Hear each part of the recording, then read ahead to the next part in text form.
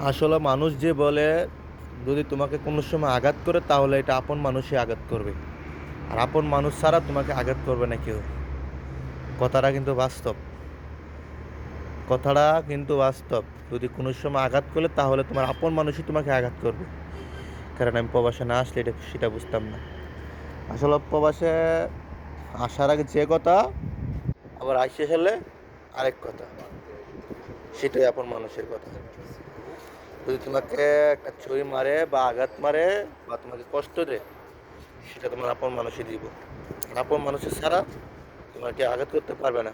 কারণ হে তো জানে, আপন মানুষ তো জানে কোন জায়গায় কি আঘাত দিলে আমি হইতে পারবো, মানে সইতে পারবো, সে জায়গাতে মারবো। কিন্তু পর মানুষ তো জানবে না সে কিভাবে আঘাত করবো। পর মানুষের তো ব্যাকগ্রাউন্ড সম্পর্কে বা তোমার ফ্যামিলি সম্পর্কে পর মানুষ জানবে না, তার জন্য পর মানুষ ক্ষতি করতে পারে না। ক্ষতি করলে একমাত্র আপন মানুষই ক্ষতিটা করে। এটা প্রমাণ। এটা মানুষ যে বলে এটা প্রমাণ, সত্য এটা। সবাই ভালো থাকবেন। আর আমার কথাগুলা সঠিক কিনা সেটাও বলবেন। ঠিক আছে? বাস্তবে মিলাই নেন, বাস্তবে মিলাই নেন, যতটুকুই।